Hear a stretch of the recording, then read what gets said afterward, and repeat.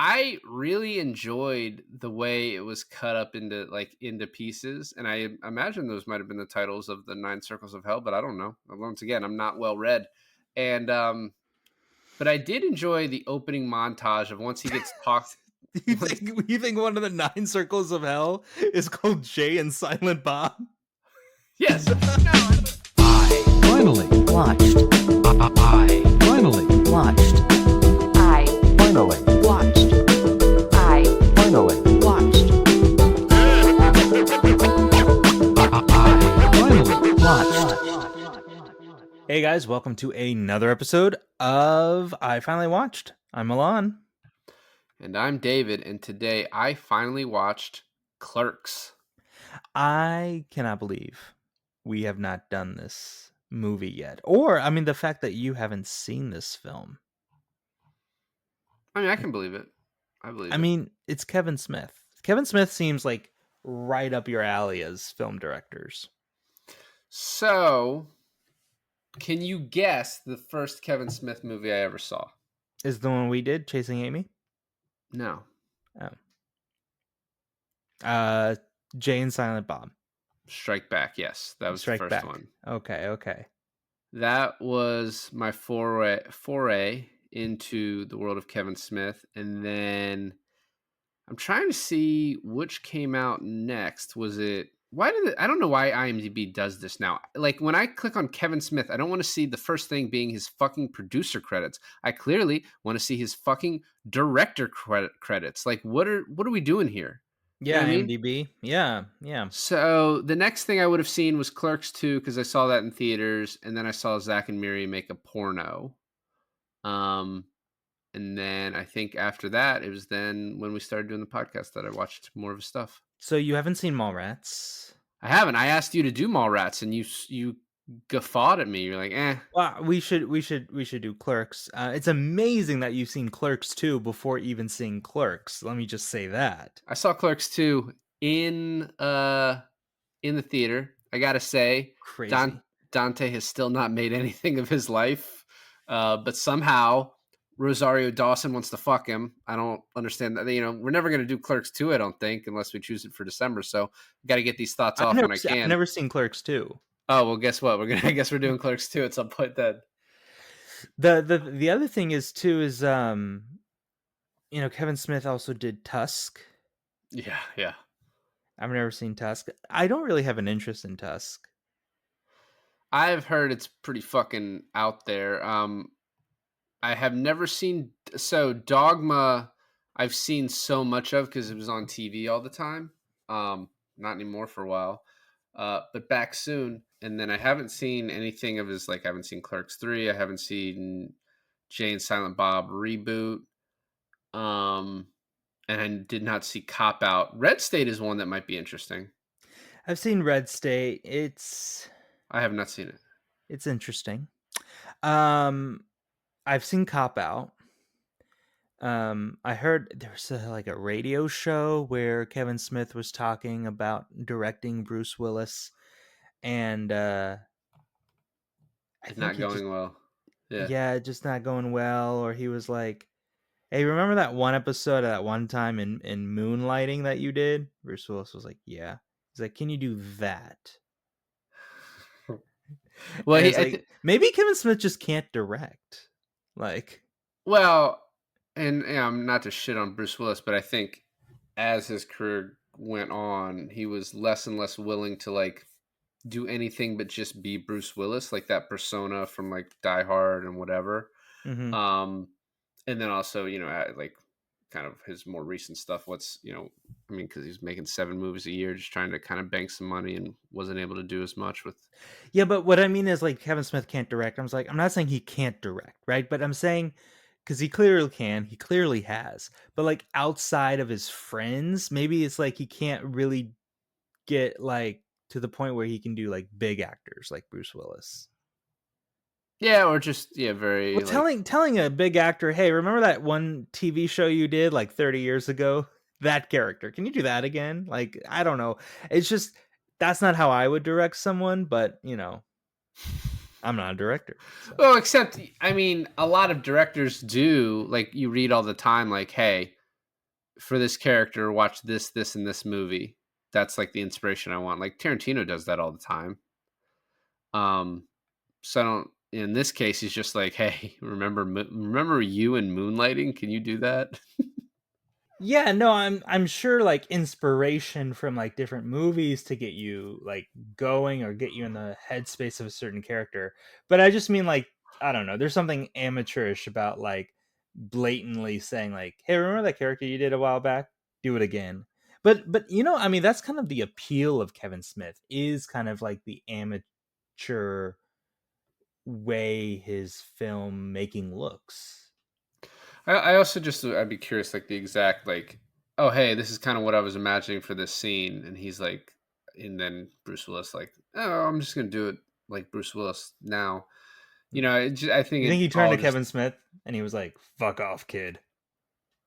I mean, probably in his own way, yeah. Growing up, I watched a lot of when you had Blockbuster around, and you could just walk through a store and like you judged a movie by its cover. I've watched a lot of like independent movies and movies that like I've never heard of since, or I have a copy of and I've never talked with anyone about. I don't know a single person that's watched. And it is interesting the ones that blow up and the ones where like they're just actually good, because like that's not always the case. And I think what's kind of amazing about this one is it's sort of like it reminds me it's in like that chef zone where obviously those are different movies, but there's no like actual stakes. It's just enjoyable to watch. You can put this on at any time. You're not like, oh, will he, like, you don't give a shit who he ends up with. You're not like, none of that matters. It's just a fun ride each and every time. I mean, in much of the same way that Everybody Wants Some is, it's just one of those like Yes. slice of life films, you know, Yeah, that just filmed in one day, a slice of one day. a slice of one day, but it is kind of great. Did you ever do you know how this film was supposed to end? Like, there's a director's cut on this Yeah, I film. read that. Yeah. I was like, that would be a better ending. Well, Like so it for would. people that know, yeah, for people that don't know, he was gonna have Dante shot by a robber and then just die on screen. That was gonna be the ending. And he said, because I didn't know how to end it. Yeah, and then he just ended it with them closing shop for the day. So apparently that ending was filmed, and I guess it appeared on Siskel and Ebert, and so that was like the first time anyone knew that it actually existed. And then now it's on like the DVD. I don't know if it's on. It's probably on the Blu-ray I have. I watched it half on physical media, and then a little bit on Pluto TV, and then the commercials kept. That's one of the things about Pluto TV that really fucking sucks. Is like you'll go through all the commercials and then it like will start at some different point than where you ended off, and then like you back it up and you're back into the commercials again. Like Yeah. No, Pluto TV definitely doesn't have their shit figured out. it's gotten better. It's gotten better. I'll say that. So I went to like the Christmas light thing show with Taylor's family last night, and we're walking by, and you know how sometimes you just like there's a guy talking, he's a little loud, so you just pick up on the conversation. Yeah. So he goes in like a very jolly voice, but I must have given him a very nasty look. But he goes, I don't watch full movies. As soon as it goes to commercial, I'm on to the next one. And I'm just like, what a horribly sad life you live. But what is that even? How are you watching movies? Do you still have cable and are watching He TNT? was old. He was old enough to still have cable. Yeah. He's watching TNT, USA, CBS. CBS. Well, CBS doesn't even play movies. He's watching shows. He's just like, all right, I'll watch a little bit of Blue Bloods, and then I'll go to The Rookie, and then I'll go Law and to Order Miami or Chicago PD. Yeah. There's still so much. It is amazing that all those shows still exist. Yeah. Because there's still so many people that watch like cable, and then now like I guess they're moving a little bit to streaming, but it's like a completely fucking different world when you talk to someone that does that. You're like, what? I didn't even know you existed still. This movie is obviously the main character's named Dante, so it's based off of, it's sort of a little bit of maybe an allegory. I know you're good with those. of Dante's Inferno, and then Sure. like the 9 vignettes are like the 9 circles of hell. I've never read Dante's Inferno, so I'm You're gonna. doing a good job. Yeah, thank you. Yeah, thanks. I really enjoyed the way it was cut up into pieces, and I imagine those might have been the titles of the 9 circles of hell, but I don't know. Once again, I'm not well read, and but I did enjoy the opening montage of once he gets talked. You Once, think one of the 9 circles of hell is called Jay and Silent Bob? yes, no, I don't. Was that one of the things, or was that Yeah, no, that was. Well, I think paradigm might be, and then syntax. Oh yeah. Vilification, I don't know. Anyway, but the opening montage of him opening the store, I thought was really funny. How like, oh, we're out of this specific newspaper, so he goes and pays a quarter, and then steals all of that newspaper from someone else. Um, did you know that the reason the doors stay down is because of the bad lighting? Because they had to film at night, and so there was no way to like do it otherwise than to just have them closed. Oh, that's pretty smart. I also read somewhere that they shot it on black and white just because like color film back then was too expensive. I saw in an interview Kevin Smith was saying that when he was circulating these at the film festivals, someone came up to him and was like, "Wow, filming it on black and white is so brilliant. It really makes you feel like you're looking through the security cameras of the convenience store." And he was just like, "It's just because we didn't have any money." But in that moment, he was just like, "Yeah, yep, that That's my story now. that's why." By the way, the 9 circles of hell is limbo, lust, gluttony, greed, fraud, treachery, and some other ones. So not those. Not Jay and Silent Bob. Not Jay and Silent Bob. Not That's a Randall. that's a mistake by by Dante. But Dante. So what I read, by the way, was that because of like the color correction, because the lighting would be different in different shots, that you wouldn't have that issue in black and white. So that's why they did it that way. We next get to vilification, which is the smoker segment, Yeah. which is very funny. And he's just like, there's so, you know, Randall is obviously a dick in this movie, but in several points, he's that friend that just doesn't give a shit about like the strife that he causes you, but he does make some good points from time to time. But he points out to Dante like, hey, you're constantly like letting these customers shit on you and just dealing with their shit. And it starts with the cigarette, the guy who sells gum, who's vilifying him for selling cigarettes. It's just a very like that opening bit is very funny. No, it was great. And there's two scenes in this movie. I mean, let's be real. This movie doesn't really have a plot. It's just amalgamation of scenes that happen to Dante within this day of, and it is very convenient that all this shit is Boo. happening. Yeah, thanks. That it's that all this shit is happening all in one day. But you have to imagine this is like maybe like a month worth of shit packed into one day. Like of weird shit. So I actually think the movie does a good job of cobbling together sort of a point, a theme, a plot, with the girlfriend thing. The fact that both of these women want him, and he works at a quick stop is, I don't know. It's more believable than Rosario Dawson working at a fast food joint and wanting to suck his dick. I'll tell you that much. Well, I But mean, you're saying that like, they're wanting to date him only based on his job, and I mean, is your wife married to you only based on your job? does he seem great otherwise? But that's the whole point of Randall, right? Is that he is there to tell him how much Dante actually sucks, right? And how lucky he is to have the his girlfriend like actually like him and take care of him. There's two scenes from this film that do not leave my mind ever. Like they're always in my head. Do they live rent free They live rent free. It is 37 blowjobs in a in a row?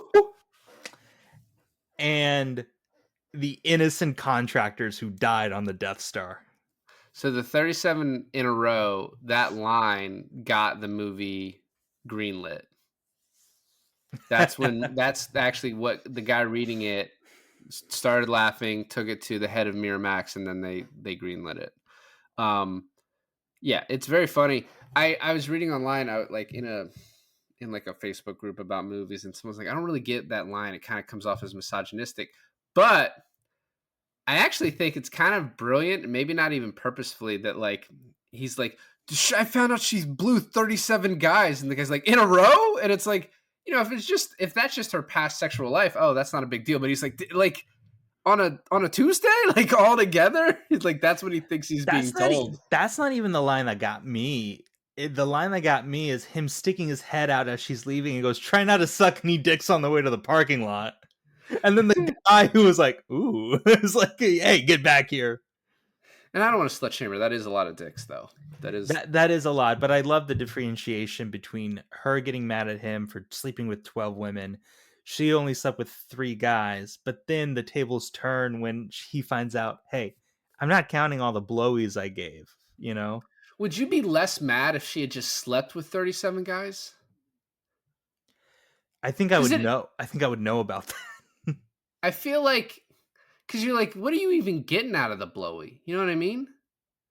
Well, like, Although I yeah, guess at that age, women are probably not getting a lot out of the sex either. They're probably not making sure that, they get. I do like this. We did draw like a comparison to Quentin Tarantino, so I'm going to draw one more. The bulk of Kevin Smith's films are within the dialogue, right? Like much like Yeah. Quentin's films are much within the dialogue. And the dialogue in this is at times it doesn't feel scripted. It feels like two people having an argument or having a conversation. Towards the end, when Randall is telling him, how much he sucks and is complacent in his life, that sounds very scripted, like a back and Well, forth. that's when the movie gets cobbled together in it has a plot and a point and a meaning, is when he's like, all right, I got to add this at the end. Right, You know what I mean? right, sure. When you're going through the beginning, you are just like, oh, this is just a hangout. Yeah, but even like in the beginning, when they're sitting on the floor and just having the conversation, she's like, "Wow, how much change did you leave up there?" And he's like, "Oh, like $3." She's like, "How do you know people are taking the correct amount of change or even paying for the items that they've taken?" And he's like, "Well, usually when people see money on the table and no one there, they just think they're being watched." And she's like, "Oh, paranoia of the guilty." Um, and that whole thing, it's just a great conversation. Yeah. It doesn't really lead to anything, specific into the story. Um, but it's just like an all around great conversation that you feel like you're in the middle of. Right. I do think too, like, I guess is a good time to bring it up, is there was only one point where I thought like the acting was like by someone was like, oh, that's like really like high level. And it was Veronica when she's telling him to fuck off at the end. And that Oh also, yeah. Yeah. it was sort of like a soliloquy, like she had a paragraph of dialogue to say at him. And I think she did a really great job with that. Besides that, it felt very like, almost just like, not like there wasn't a script. I guess Randall had lines, and they're well written, but a lot of it felt so natural that it was almost like they were improvising, most of it. But like there were certain points where a lot of people point out that Randall had the best lines because that part was originally written for Kevin Smith. He wrote it for himself, so that's why that has like some of the best dialogue, is because he was like, I'm gonna give myself the best lines. Was Kevin Smith supposed to be Randall? That's what I just said. Yeah. Okay. And then he came up with the character of Silent Bob, which is so funny how like this spin-off of like this movie for like Jay and Silent Bob is just like Jay and Silent Bob are so iconic. They show up in different fucking projects. Like, where did they show up one time? I just was watching a movie and there they fucking were. It was oh man, it was either, oh, it was a Scream. We did a Scream. I think it was Scream 3, and Jay and Silent Bob were just fucking there. Yeah. Yeah. Yeah. I mean, and from this too, I don't know that I necessarily at the time would have seen that coming. Like, I guess you can never tell what's going to have cult status and what's within something going to have like the cult status. And so like, True. but then seeing like that's turned into 2 movies just for those guys, Jay and Silent Bob Strike Back and the reboot. They're in Mallrats. I'm pretty sure they were in Chasing Amy. Yep. And all of that's in like the same universe or whatever. I do want to get back to move through this movie that's very short, and we might talk for longer than the movie. But I did love the last line of the gum salesman. Like, let me tell you about a group of fearmongers that just followed orders. They were Nazis. I thought it was a really good character introduction to Veronica on how she just like took the fire extinguisher and got them all the fuck out. And helped her guy, like, because she's just in love with him, and he's like, oh, I want to go back to this woman that cheated on me 8.5 times. Yeah, I forgot about that part. That is insane how she. So the way she comes back, and I mean, we'll talk about it when we get there. But I love the conversation with him and Randall. Is like, how did she cheat on you half a time? And he was like, oh well, it was a dark room, and she came in and she thought I was this other guy who she was supposed to be cheating on me with. She was very freaked out when I wasn't. So then we start talking about when Veronica's there, and like it takes no skill to make a man come. It takes making a woman his talent, and that's what the 12 and the 3. And then she's like, oh, that guy likes to be snowballed. You're like, what? Oh, that's disgusting. Your friend's a slut for knowing that. She's like, what do you mean? It's like, well, your friend obviously snowballed him. She's like, no, I snowballed him. David, for the audience who doesn't know, what's snowballing? I think they can Google it. I don't need to be the one to tell them that. Let's keep it a little bit lighter. This movie, by the way, was supposed to be rated NC-17, and Miramax hired Alan Dershowitz, who at one point was on the O.J. Simpson defense team, to petition the MPAA to lower the rating. Alan Dershowitz has a much different reputation now. Yeah, I should say so. But that's just funny. I didn't even know they would do that. That's like, it's just very interesting. And then we already talked about all the funny lines of like in a row, and when he says "Don't suck any dicks" on the way to the parking lot, and the one guy starts walking, he's like, "Hey, you get back here!" Yeah, no, it's great. It's a great line. And then we get Syntax, and this is where he talks about, he was with her for 5 years, she cheated on me, and he's like, besides cheating on me, we were a great couple. And it's like, she cheated on you more than once a year. Like, and he finds out about this other guy later on. So it's like, maybe he just didn't even know. The 8.5 was the amount of people he knew. Oh yeah, because he didn't know about. Well, maybe he knew a number. He didn't know who individually. He did get like really mad at that guy, yet he knew that it was more than once. But whatever. I love how just like degrading that guy is to him. He's like, yeah, you're kind of out of shape and overweight. He's like, no, I'm not. And then the girl comes in, and you think the girl is gonna like defend him, but then she just goes off with the guy. Well, how much can you bench? I don't know, 60, 70 pounds. And you're like, I can do more than that. Which is a very light amount of weight. Isn't that when his ex comes in? I think like a little bit after that. No, it's the cigarette guy, because he sold cigarettes to a 4-year-old. Oh shit, you're right. The cigarette guy is like suing him. Do we see that scene, selling cigarettes to the 4-year-old? Yeah, so he goes off. I forget what he's doing, but Randall is like looking after the store for a hot second. I think he takes Veronica into the video store to like talk to her privately, and Randall is looking after the convenience store. I like just completely missed that somehow. Okay, so Randall's looking after the convenience store. I don't need you to explain it to me. And this little girl puts the cigarettes on the counter, and he is still like reading a dirty mag. And I did see it. Oh, yeah. I did see it. Okay, yeah, okay. But once again, I told you I didn't want you to explain it to me, but you felt the need to be like, all right, so if a 4-year-old came up, right? And she like asked for cigarettes, and he like sold them to her. Yeah. That's what you just did to me. Yep. I hate you. I guess I just didn't get but the fact that when the guy comes in and is like, were you here at 4? And he's like, well, yeah, I've been here all day. And then he like writes in the thing, he's like, and you can't appeal this. And if you don't, this will be criminal, and you'll get, subpoenaed, and you can go to jail. And it's like, there's nothing you can do about this. You owe $500. And then the guys are like, oh my God, you sold cigarettes to a 4-year-old, you monster. Let's get out of here. He immediately knows that it was Randall. No, but then his ex, what's her name? Kathleen? Caitlin. Caitlin. Caitlin comes in and like says, "Hey, I'm not marrying this guy. I want to get back together with you. Let's meet later tonight." And so when Randall comes back in and he's explaining to him how he's being, sued for $500 It's and not sued. It was a well, fine. it's fine for $500 and he's like, "It's your fault, Randall." Randall's like, "You're not mad." And he's like, "No, because I'm actually happy." He's like, "You're happy that you're being fined at $500?" And then he mentions Caitlin. Yeah, Caitlin. Right. Once again, just had to explain all that. I Yep. think most people that are listening have watched this movie.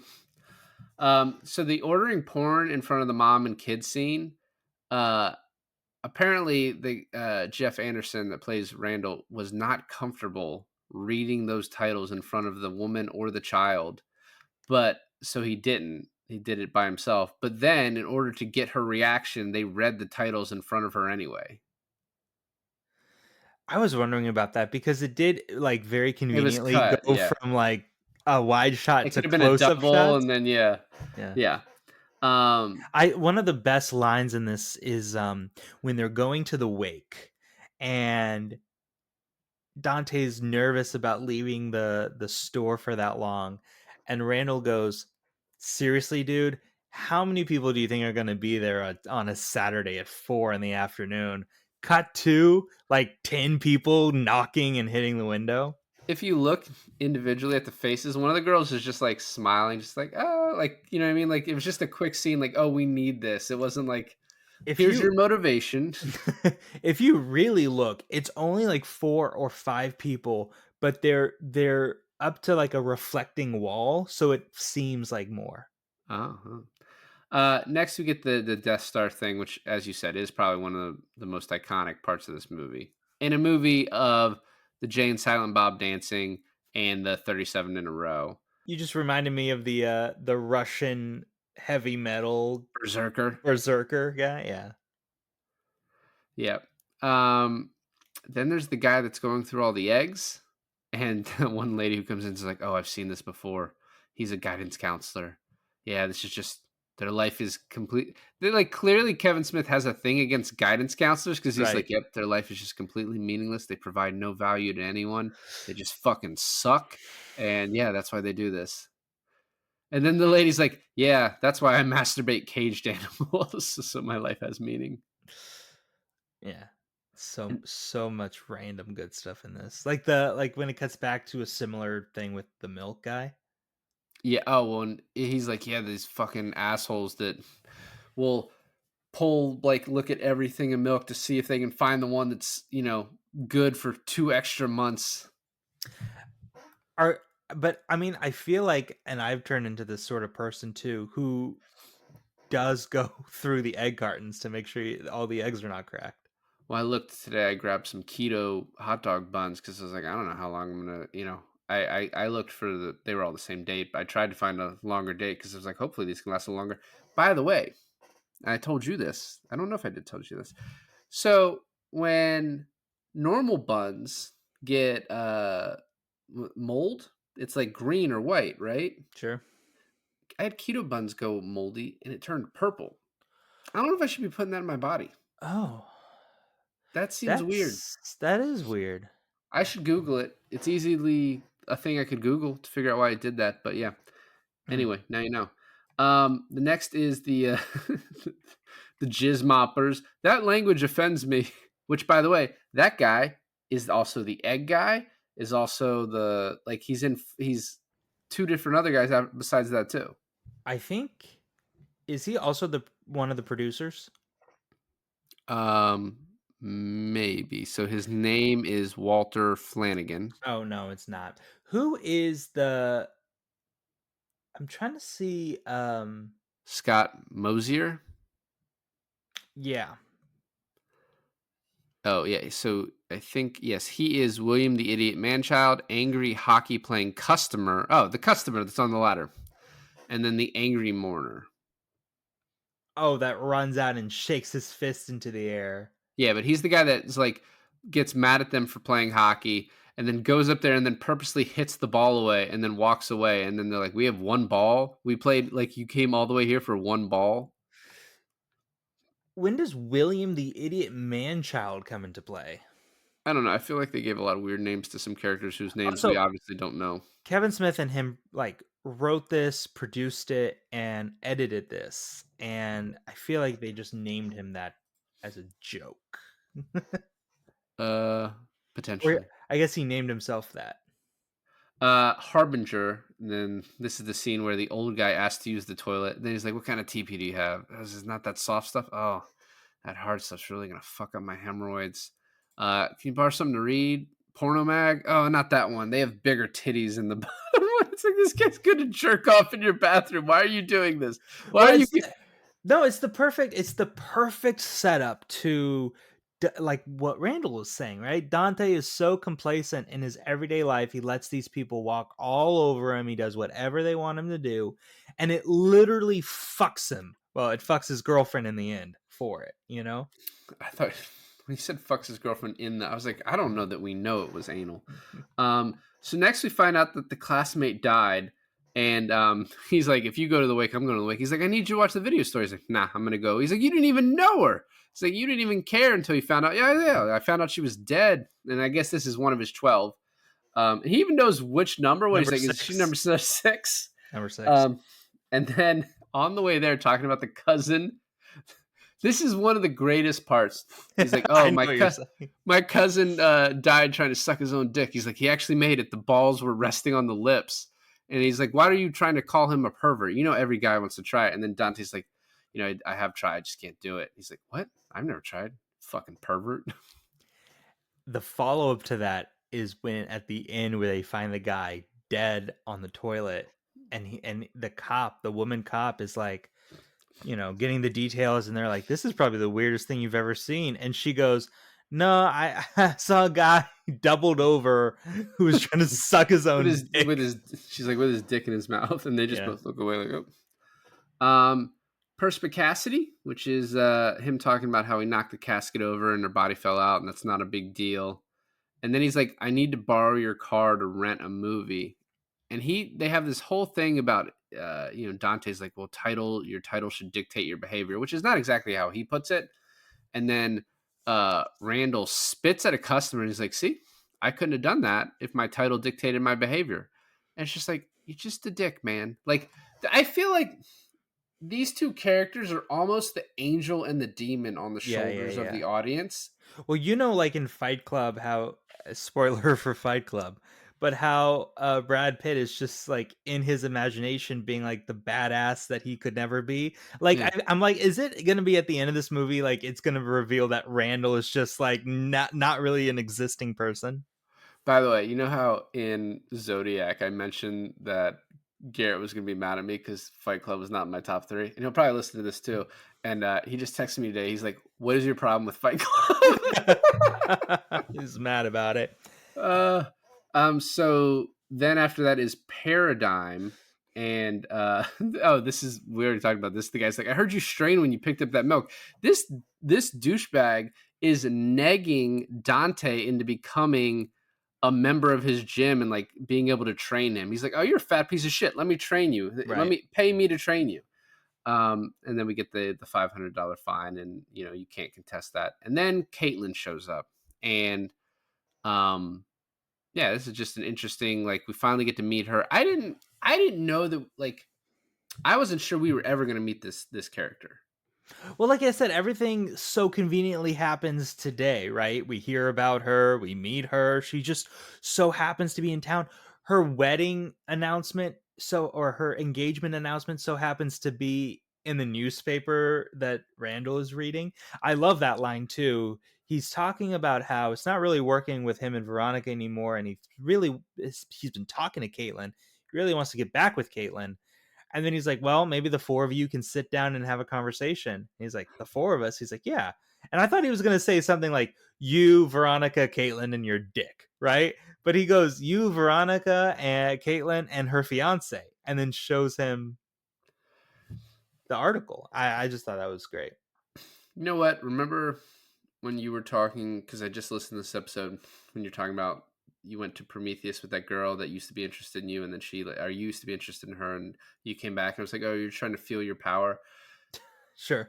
His whole thing with Caitlyn is an ego thing, basically. Right. It's an ego and nostalgia, right? Like, oh, this time I can get it to where she won't cheat on me. She'll just Right, be sure. loyal to me. And also nostalgia for that time in your life feels so important when you're going through it. I want to get the girl back from that time when, like, I wasn't this shitty guy that works at a convenience store. It's like I can't see, as Silent Bob later says, like, there are a lot of hot women. There's not a lot of hot women that are going to bring you lasagna, much less bring you lasagna to this shitty store that you're stuck in with no goals or ambitions.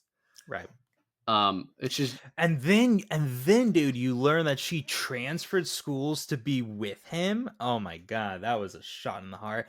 The scene where he calls up the newspaper on the employee only payphone to like yeah. make sure it was her was also pretty funny. Are you sure there wasn't a typo? Like, you just got the wrong person? Also it made there's a lot of really great lines, but another great like string of lines is, so you're dating an Asian design major. And I'm thinking to myself, well, is he Asian studying design? Or is he not Asian studying Asian design? Or is he Asian studying Asian design? And I don't know which one it ends up being, but he's definitely Asian because she goes, his name is Sang. He goes, what, like past tense? Do you think he's studying Asian design so that he can design Mark Wahlberg's dojo in Boogie Nights? Yeah, it's all Japanese in here. I'm so confused on your. Yes, I remember that scene in Boogie Nights. Because you're saying he's an Asian design major, like he's studying Asian design. It's like, that's not a thing. No, I know, but that's what I'm saying. It felt like that they were saying that though. Did And you don't feel know, like Asian design major could be it's not a thing? cool. Let's get back. Do you think that to me, all the things Caitlyn told him were just highly convenient and probably bullshit? Oh, I'm not interested in this guy. I'm not going to marry him. I don't want this. My Well, mom put that in the Sure, paper, not me. Sure. And then she's like, I'm gonna go over to my mom's right now and tell her that. And even Randall is kind of like calling out her bullshit. Like, so you are doing all of this, leaving this guy for Dante, huh? That's interesting, right? Like, didn't you feel like Randall was like calling her out on her bullshit? No, absolutely. Yeah, in a very like subtle way. And then at the end she's like, I'm offering you my body and you're offering semantics. And then she says, like, yes, I am choosing you. You're part of the reason. That's why I came here. But also realize that she cheated on him 8.5 times. What makes him think that she's not doing this to that guy? True. Yeah, I mean, she does seem like she doesn't know what she wants at this point in her I life. think they call it a trifling hoe. Trifling, yeah. Yeah. The best of both worlds porn, which apparently is a real porn. It is not about you don't say hermaphroditic anymore, you say intersex, but it is instead a bisexual porno. Which bisexual does not mean it's a guy with two girls. It means guy and guy, girl and girl, everything. Everything goes in that. Randall thinks it's definitely a chick with a dick. That's what he says, yes, which is also not appropriate anymore. In 1994, you could get away with that. I do like Lady boy. I really like the thing. I don't know if that's still allowed. Probably in Thailand.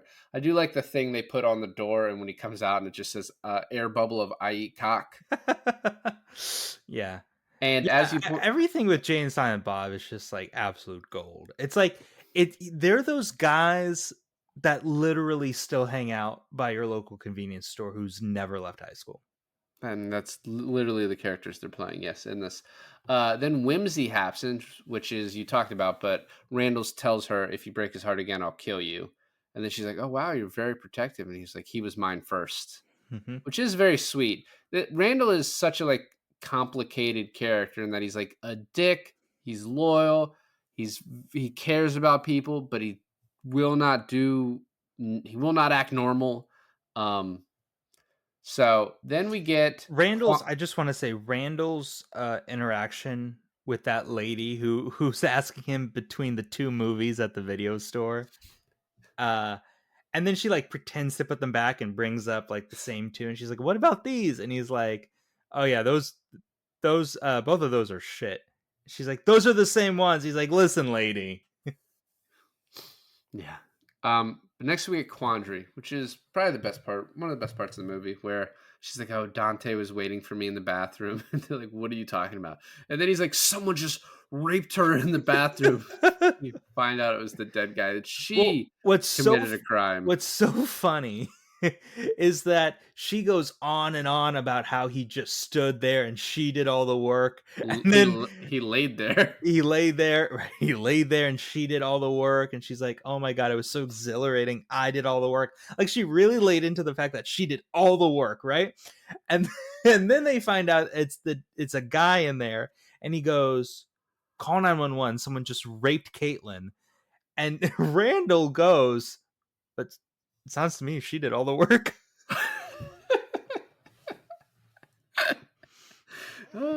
So they figured out. We already talked about the coroner and all that, and she's gonna need a lot of therapy. Um, and then she's like, "Why did she sleep with the dead guy?" "Oh, thought it was me." What kind of store are you running here? And then yeah, because Also, the who gave him the porno mag? I did. He asked for it. um, also the snowball guy just goes into the back of the ambulance. Like looking. Well, yeah. See if anyone else is willing to. So then after that, lamentation, which he is lamenting his life, and he's like, "You're a fucking idiot. You should quit. You should stop caring about the girl that cheated on you in high school. Like, get your shit together." And then he's like, "I'm not the type of person that to adjust things just so I can shit comfortably." It is one of the best. Well, are we there at the cutaway yet, or is this between him and Randall? I don't know what the cutaway means. So this is between him and Randall, where they're like sitting on the icebox, right? Sure. And they're talking about this. Yeah. I think the next scene is like the greatest cutaway, where he realizes that Veronica is it's when Jay and Silent Bob walks in, and he realizes Veronica is special to him, and he's like, "You know what? I do love her." Cut away to Randall telling Veronica the bad news. How big of a fuck up do you think that is on Randall's part? You know, if they didn't just have a whole conversation about how Dante was really explaining to him how complacent and like He won't commit to the action. He to can't make it commit to the happen. action. If they didn't just have that conversation, I'd be like, okay, Randall, that's out of line. But I genuinely believe that Randall was actually thinking he was helping. Yeah. No, it's not a thing you should do, but I think in this situation he wasn't doing it to be a dick. He was doing it genuinely to help him, and it just but I also think too, like, Stay in your lane, mind your business. No. I was gonna say, even though he's mad in the moment that you ruin things with Veronica, but I don't know. Just because Silent Bob was like, "Hey, a woman that cooks you lasagna," he's like, "All right, I do love her." If you loved her, you would have realized that on your own. You wouldn't have needed that guy to tell you that, right? Like, I do think he just lost, Caitlin a couple seconds ago. He was like, "No, that's the love of my life." So I don't know that it's that big of a loss. I will say, the scene with Jay and Silent Bob where he's like, Jay is like, "My grandma always used to say, 'What's a good plate with nothing on it?'" And he's like, "What does that mean?" "I don't know. She was senile. She used to piss herself all the time." I still don't know what that means. I don't even know what he was trying to say. A plate with nothing on it. I think it's like, I actually think it kind of makes sense. It's like, the plate being the hot woman, the vessel. If the vessel is good, but it doesn't actually come with the food, the stuff on the inside, the thing you need. Maybe a bowl would make more sense. The lasagna. So they fight. I thought I was doing you a favor. And then he's like, "I'm not even supposed to be here today," which he says all the time. And he's like, "Quit blaming me. It's your fault." And it's like, listen, I wasn't too mad at what you did, but don't try and scapegoat. Like, it is kind of your fault, Randall. And then the denouement. where they clean the store and he's like, I'm gonna go visit Caitlin at the hospital and then try and talk to Veronica, which is still like this guy hasn't learned. Nope. I Nope. mean, maybe he's going to visit Caitlin to like make sure she's okay. It's just a friend or whatever, but I don't know. But you know what's so great about this is that you're not really expecting a character arc. Like if one doesn't come, that's okay. This is just like a day in the life of this like loser. Are you the loser? Do you know someone who's a loser like him?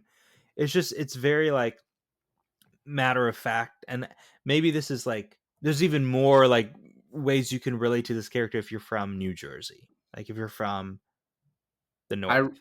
Well, so my wife said that's one of the reasons she really liked it. She was shocked I had not seen this. Her grandfather used to own it almost would be considered like a bodega. It was like a little market that it was like a, a family owned like grocery store, but like very small. And she always told me this story. Her dad ran it, but her grandpa owned the building and would also like kind of work there in a little bit. And he wrote for oranges for the fruit. He wrote ORNJ for orange. And some customer came up to him. He's like, "Oh, you spelled that wrong." He's like, "What do you mean I didn't spell it wrong?" He's like, "Yeah, you spelled it wrong. It's orange is ORANGE." And he's like, "But you understood what it meant, right?" He's like, "Yeah, then it's fine. If you could read it, like, why are you saying shit to me?" Um, but I also read a lot of comments online from just random people being like, "Oh, this is really speaks to being like a clerk at a store," and like, "Oh, like, it's really like New Jersey." So I So she definitely watched it with you right now, or she's seen it before? she's seen it before. Okay.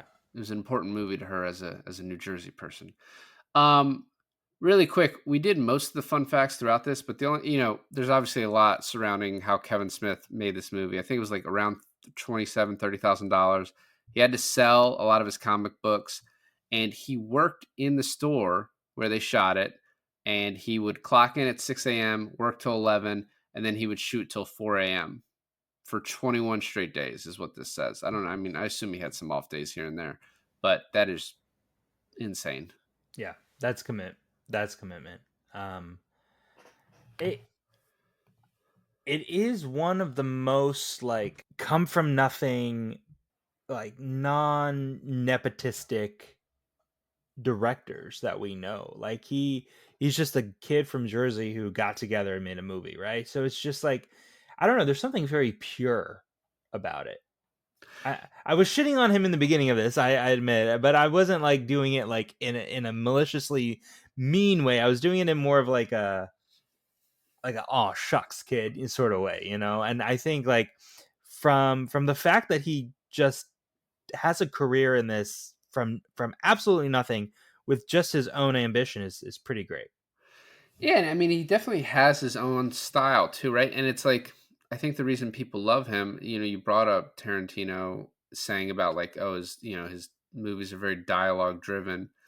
And like the fact that he writes a lot of his stuff and like how good the dialogue is. One thing I was going to say ending this is that this is a movie, it's only 92 minutes or whatever, but I think it's the type of movie that I will catch more and more each time I watch it because it's so dense in the dialogue. And I think that's like a great thing too. It's your first movie, and like for it to be sort of that rich in like the text of it, I think is really like amazing. Um, and now we just got to do Mallrats next. And Clerks too. Oh, Oh, that'll be and fun. Dogma. I hear good things about Dogma. You haven't seen Um, Dogma? no, no. And that other one you wanted to watch. What was that one? Red We State. just we can eventually we can. Yeah. Just do whole Kevin Smith filmography. I the first time I saw this was a bit ago, and I forgot most of it except for those like few key scenes. But watching it again, and like my wife was in the background watching this with me, and she watched it her first time with me all those years ago. And there's a lot of moments that just have like we've completely forgotten. So some parts of this movie is like watching it for the first time. It's like there's a lot of funny shit in this movie, and it's hard to like. There's no action, right? There's like no really change of scenery, or this is not like a road trip movie or anything like that. This all takes place in one location. You know, sometimes they go out of there, but mainly one location, and it's all dialogue. But if the dialogue wasn't interesting or funny, it just it says a lot that it keeps your attention for an hour and a half being all those things. Absolutely. Thanks for listening to another episode of I Finally Watched. I'm Alon. And this is David, and today I finally watched Clerks.